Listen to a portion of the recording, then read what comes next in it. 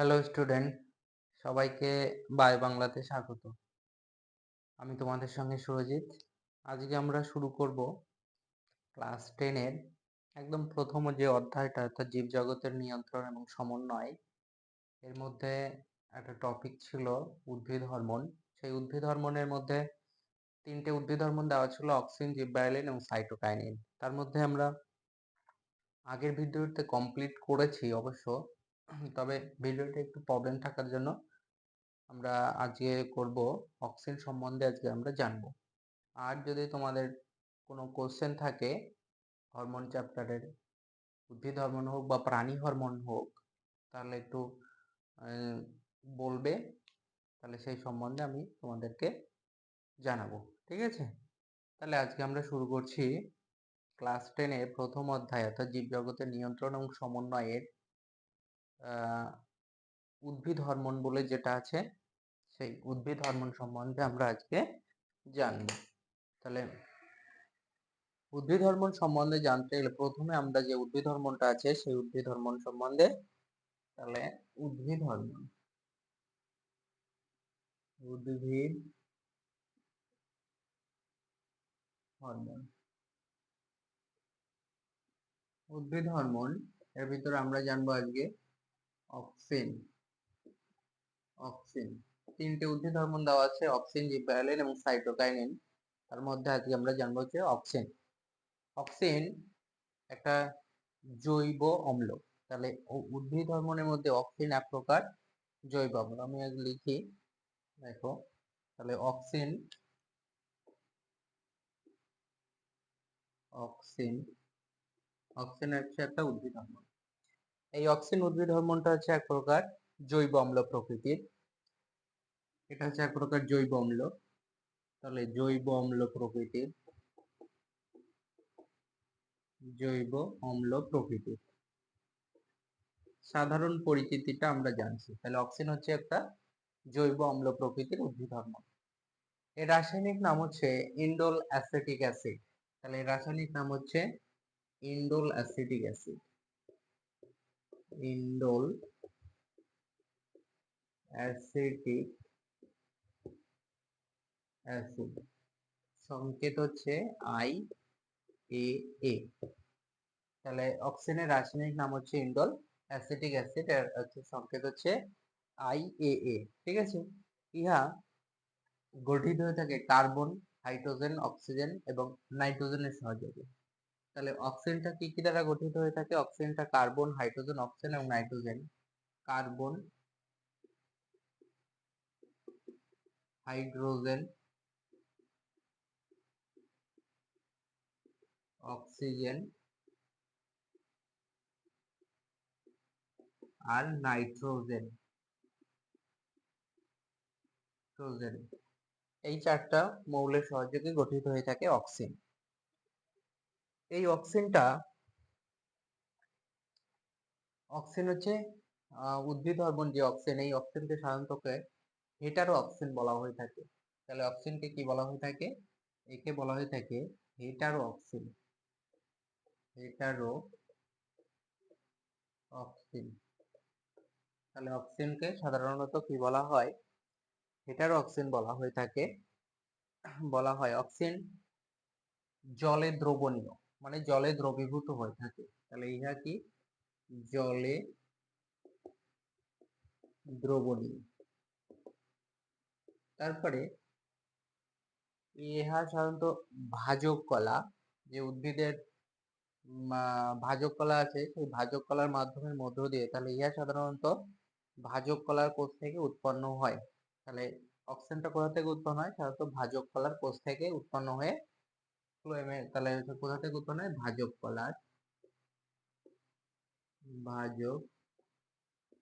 কলার কোষ। তাহলে ভাজক কলার কোষ থেকে কি হয়? অক্সিজেন উৎপন্ন হয়ে থাকে। উৎপন্ন হয়ে ফ্লোয়েমের মাধ্যমের মধ্য দিয়ে প্রবাহিত হয়। ফ্লোয়েম এর মাধ্যমে প্রবাহিত হয়। ঠিক আছে, ফ্লোয়েমের মাধ্যমে প্রবাহিত হয়। তারপরে কি হয়? অক্সিজেন ফ্লোয়ের মাধ্য দিয়ে প্রবাহিত হয়ে থাকে কোন দিকে? সাধারণত নিচের দিকে প্রবাহিত হয়ে থাকে। তাহলে নিম্ন অভিমুখী প্রবাহ হচ্ছে নিম্ন অভিমুখী। নিম্ন অভিমুখী অক্সিন সাধারণত অন্ধকারে কাজ ভালো করে থাকে। তাহলে অন্ধকারে কাজ ভালো করে। তাহলে অক্সিন সাধারণত কি হয়? অক্সিন সাধারণত অন্ধকারে কাজটা ভালো করে। অক্সিন সাধারণত ট্রিপ্টোফ্যান নামক অ্যামাইনো অ্যাসিড থেকে সংশ্লেষিত হয়। কিসের থেকে সংশ্লেষিত হয়? ট্রিপ্টোফ্যান। তাহলে অক্সিন হচ্ছে ট্রিপ্টোফ্যান নামক অ্যামাইনো অ্যাসিড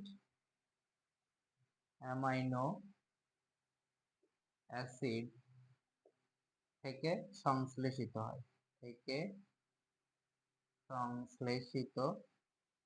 হয়। তাহলে ট্রিপ্টোফ্যান নামক অ্যামাইনো অ্যাসিড থেকে সংশ্লেষিত হয়ে থাকে।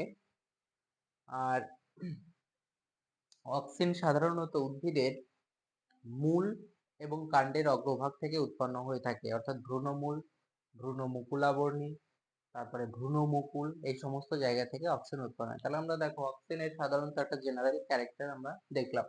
তাহলে কি হয়? অক্সিন হচ্ছে এক প্রকার জৈব প্রকৃতির উদ্ভিদ হরমোন, জৈব অম্ল প্রকৃতির।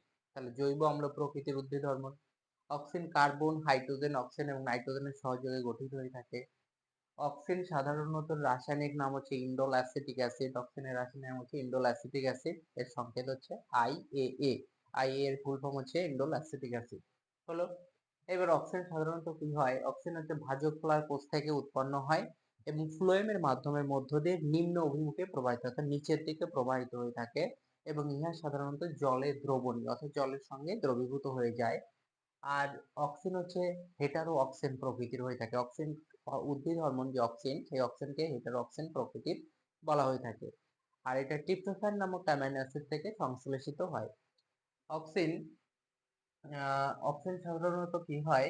অন্ধকারে কাজ ভালো করে থাকে। আর অক্সিন হচ্ছে উদ্ভিদের মূল এবং কাণ্ডের অগ্রভাগ থেকে, অর্থাৎ দুই মেরুবর্তী অঞ্চল থেকে অক্সিন, অর্থাৎ ভ্রূণমুকুল, ভ্রূণমুকুলাবর্ণী, তারপরে হচ্ছে ভ্রূণমূল, এই সমস্ত জায়গা থেকে অক্সিন উৎপন্ন হয়ে থাকে। তাহলে আমরা সাধারণ পরিচিতি আমরা অক্সিন সম্বন্ধে জানলাম যে অক্সিনটা কি। অক্সিন হলো একটা উদ্ভিদ হরমোন।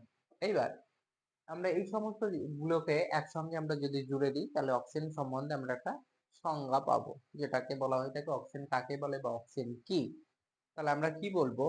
উদ্ভিদের মূল এবং কাণ্ডের অগ্রভাগ থেকে, এর সাধারণত কাণ্ডে, আমি বলেছি কাণ্ডের অগ্রভাগ থেকে উৎপন্ন হয়। তাহলে উদ্ভিদের মূল এবং কাণ্ডের অগ্রভাগ থেকে উৎপন্ন, কাণ্ডের অগ্রভাগ কি কি আছে? ভ্রূণমুকুলাবর্ণী, ভ্রূণমূল, এখান থেকে উৎপন্ন হয় এবং যেগুলিকে সাধারণত উদ্ভিদের বর্ধনশীল অঞ্চল বলা হয়। তাহলে উদ্ভিদের মূল এবং কাণ্ডের অগ্রভাগে ভ্রূণমুকুল, ভ্রূণমুকুলাবর্ণী এবং বর্ধনশীল অঞ্চল থেকে উৎপন্ন পাতায়, তাহলে কি হয়? পাতার কোষে সংশ্লেষিত নাইট্রোজেন আছে যেহেতু, তাহলে পাতার কোষে সংশ্লেষিত নাইট্রোজেন ঘটিত জৈব অম্ল, নাইট্রোজেন ঘটিত জৈব অম্ল কি করে?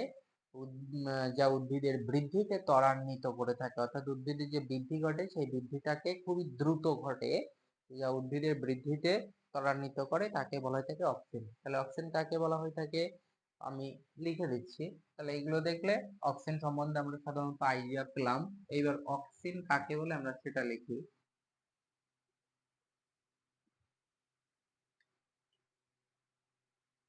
অক্সিন কাকে বলে? এটা হচ্ছে উদ্ভিদের মূল এবং কাণ্ডের অগ্রভাগ।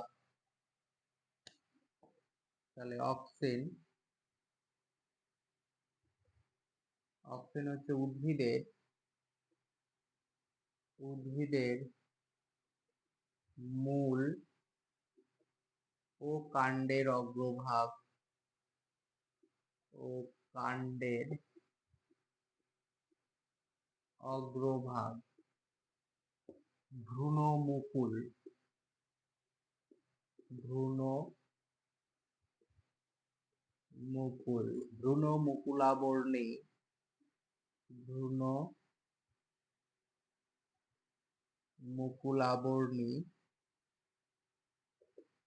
বর্ধনশীল পাতা, বর্ধনশীল মানে যে অংশগুলো বৃদ্ধি পায়, বর্ধনশীল।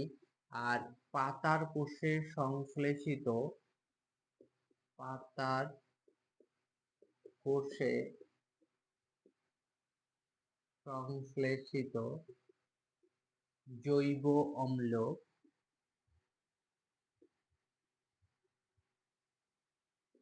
যা উদ্ভিদের বৃদ্ধিতে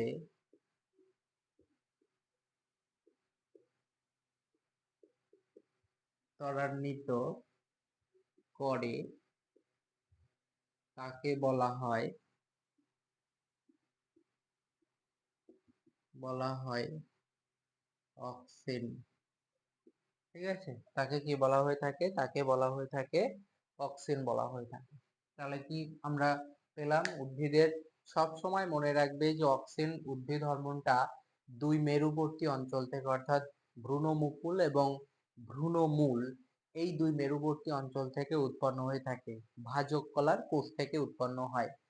ঠিক আছে, এইবার আমরা এক এক করে বৈশিষ্ট্যগুলি দেখি। তাহলে আমরা আগের জেনারেল বৈশিষ্ট্যগুলি দেখলাম, এবার অক্সিন উদ্ভিদ হরমোন যে অক্সিন, এই অক্সিন হরমোনের বৈশিষ্ট্য। তার আগে দেখে নেই কম্পাউন্ড গুলো, অর্থাৎ এগুলো অক্সিন হরমোন কি কি দ্বারা গঠিত হয়ে থাকে। এখানে সাধারণত কার্বন, হাইড্রোজেন, অক্সিজেন এবং নাইট্রোজেন দ্বারা গঠিত হয়ে থাকে। তাহলে কার্বন, হাইড্রোজেন, অক্সিজেন এবং নাইট্রোজেন দ্বারা উদ্ভিদ হরমোন অক্সিন গঠিত হয়ে থাকে। বৈশিষ্ট্য কি?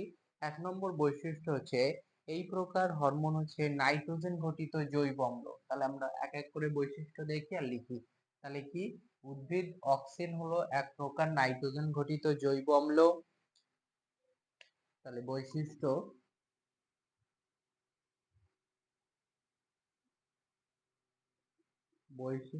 এক নম্বর, অক্সিন অক্সিন অক্সিন হচ্ছে নাইট্রোজেন ঘটিত। অক্সিন এক প্রকার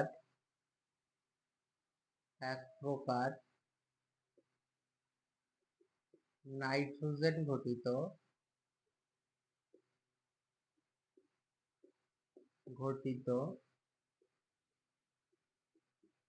জৈব অম্ল। তাহলে অক্সিন হলো এক প্রকার নাইট্রোজেন ঘটিত জৈব অম্ল। দু নম্বর কি? অক্সিনের ক্রিয়া সবসময় মেরুবর্তী। তাহলে অক্সিনের ক্রিয়া সব সময় মেরুবর্তী। তাহলে অক্সিন সবসময় কিসে কাজ করে? মেরুবর্তী অঞ্চলে গিয়ে কাজ করে। তারপরে আমরা আগেই দেখেছি অক্সিনের ক্রিয়া সাধারণত অন্ধকারে ভালো হয়। তাহলে অক্সিনের অক্সিনের ক্রিয়া অন্ধকারে ভালো হয়। তারপরে কি হয়? ইহা হচ্ছে জলে দ্রবণীয়। ইহা হচ্ছে উদ্ভিদের জলে দ্রবণীয় হয়, ভাজক কলার কোষ থেকে উৎপন্ন হয়। 4 নম্বর দেখি, উদ্ভিদের বর্ধনশীল অঞ্চল থেকে উৎপন্ন হয়। অক্সিন উদ্ভিদের ভাজক কলার অর্থাৎ ভাজক কলা সাধারণত বর্ধনশীল অঞ্চলের বর্ধনশীল অঞ্চল থেকে উৎপন্ন হয়।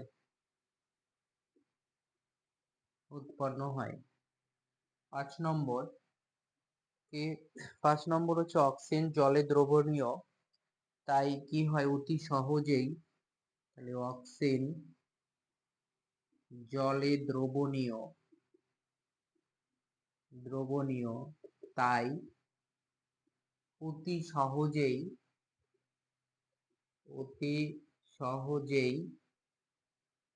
কোষ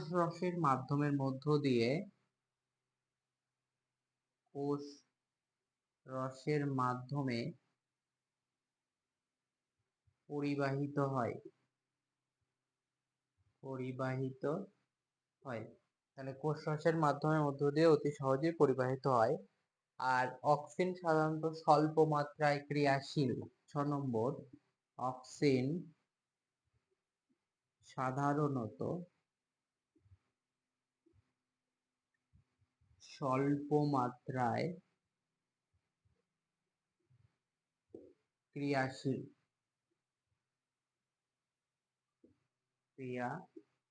তাহলে অক্সিন হচ্ছে সবসময় স্বল্প মাত্রায় কাজ করতে থাকে। ঠিক আছে, অক্সিন কোষ থেকে কোষান্তরে কি করে? রাসায়নিক বার্তা বাহক হিসাবে কাজ করে থাকে। তাহলে অক্সিন কোষ থেকে কোষান্তরে রাসায়নিক বার্তাবাহক হিসাবে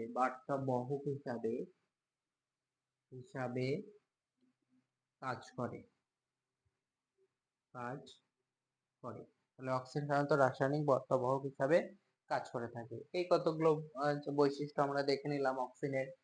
এইবার অক্সিনের কাজ সম্বন্ধে তোমাদের যেটা মাধ্যমিকে দেয় বেশিরভাগই, যে অক্সিনের কাজ উল্লেখ করো, অথবা কাজের মধ্যে কতগুলো পয়েন্ট আছে সেগুলো তুলে দেয়, ওরা তুলে বলে যে সম্বন্ধে আলোচনা করো।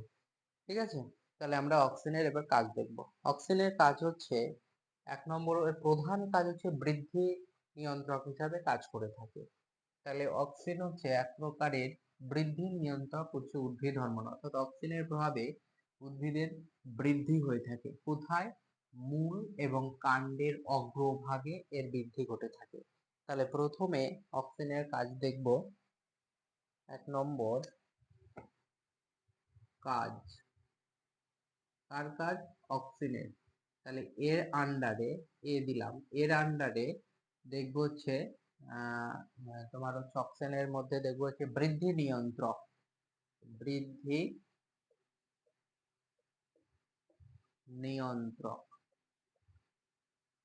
তাহলে বৃদ্ধি নিয়ন্ত্রক হিসাবে কিভাবে কাজ করে? 1 নম্বর মূলের বৃদ্ধি। 1 নম্বর হচ্ছে কি লিখবো? আচ্ছা, মূলের বৃদ্ধি পরে লিখি, আগে লিখি কোষ। তাহলে আগে লিখি হচ্ছে কোষ। তাহলে 1 নম্বর হচ্ছে কোষ এর বৃদ্ধি। তাহলে কোষের বৃদ্ধিটা কি? প্রথমে অক্সিন কোষ প্রাচীরের, অক্সিন হচ্ছে কোষ থাকে, সেই কোষ প্রাচীরের নমনীয়তাটাকে বৃদ্ধি করে ফেলে। তাহলে অক্সিন হচ্ছে কোষ প্রাচীরের নমনীয় করে এবং প্রাচীরের নতুন কোষীয় উপাদান, তাহলে লিখি অক্সিন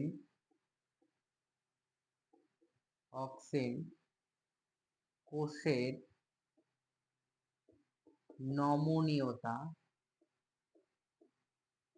নমনীয়তা বৃদ্ধি করে, ফলে কোষের নতুন পদার্থ, কোষে কি হয়? নতুন কোষীয় উপাদান সঞ্চিত করে। কোষে নতুন কোষীয়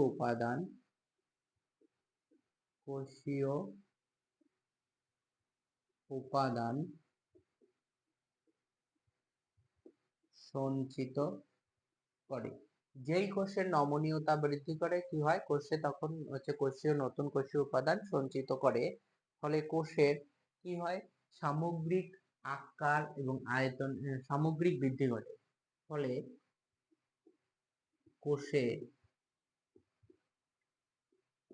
কোষের কি হয়? কোষের সামগ্রিক বৃদ্ধি ঘটায়,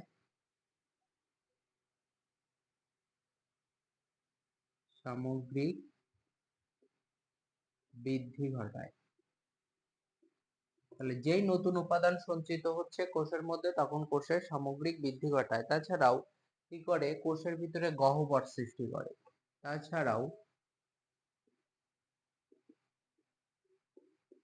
কোষ গহ্বর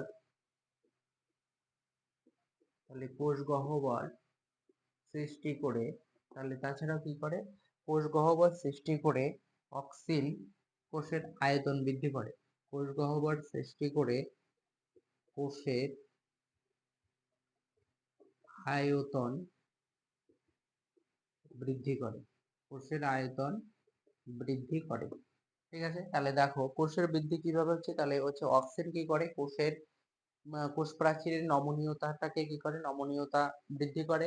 ফলে কোষে নতুন উপাদান সঞ্চিত হয়। যেই কোষে নতুন উপাদান সঞ্চিত হয় তাহলে কোষের কি হয়, বৃদ্ধি ঘটে থাকে, সামগ্রিক একটা বৃদ্ধি ঘটে।